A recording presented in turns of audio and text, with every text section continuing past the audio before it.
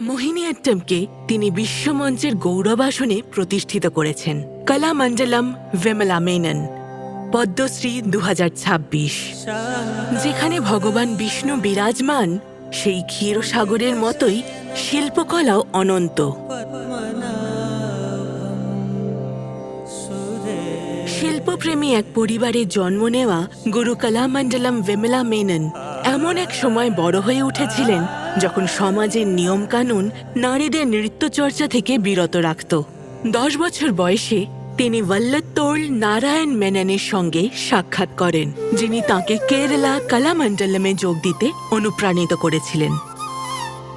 সামাজিক বাধা নিষেধ ভেঙে তিনি কেরালা কলামণ্ডলমে প্রশিক্ষণ শুরু করেন, আর সেখান থেকেই এই নৃত্যকলার প্রতি তাঁর আজীবনের ভালোবাসার সূচনা হয়। মোহিনীঅট্টম ছিল তাঁর জগৎ, কিন্তু তাঁর যাত্রা সেখানেই থেমে থাকেনি। তিনি ভরতনাট্যমে প্রশিক্ষণ নিয়েছেন, কুচিপুড়ি শিখেছেন এবং সেই নৃত্যধারাকেও কেরালায় নিয়ে এসেছেন। শীঘ্রই গুরু কলামণ্ডলম বিমলা মেনন কেরালা নাট্য একাডেমি প্রতিষ্ঠা করেন এবং মোহিনীঅট্টমের নবায়ন ও সংস্কারের নেতৃত্ব দেন। তিনি এই নৃত্যধারাকে একক পরিবেশনা থেকে দলগত উপস্থাপনায় রূপান্তরিত করেন এবং এতে পুরুষ চরিত্রের ভূমিকাও অন্তর্ভুক্ত করেন।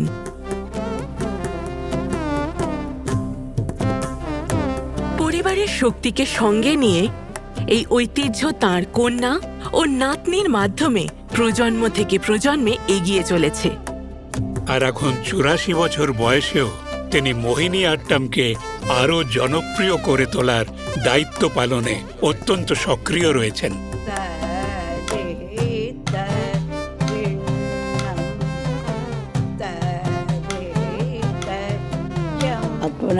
যখন আমি ভগবান পদ্মনাভকে কেন্দ্র করে একটি নৃত্যনাট্য কোরিওগ্রাফ করেছিলাম, তখন তা আমাকে খুব আনন্দ, গভীর তৃপ্তি এবং ব্যাপক স্বীকৃতি এনে দিয়েছিল। আর এই দীপশিখাকে এগিয়ে নিয়ে গিয়েছেন তাঁর 10,000-এরও বেশি শিষ্য। আজকে আমরা যে মোহিনীঅট্টমের পোশাক ও অলংকার দেখি, সেগুলি আমার মা কলামণ্ডলম বিমলা মেননই ডিজাইন করেছিলেন। তিনি মোহিনীঅট্টমের সঙ্গে কেরালার ঐতিহ্যবাহী বাদ্যযন্ত্রগুলিকে সুনিপুণভাবে যুক্ত করেছিলেন। 7 দশকের সাধনায় তাঁর শিল্প সাধনা মোহিনীঅট্টমকে সমৃদ্ধ করেছে এবং তাকে চিরন্তন মর্যাদার শিখরে পৌঁছে দিয়েছে। কলামণ্ডলম বিমলা মেনন, পদ্মশ্রী 2026।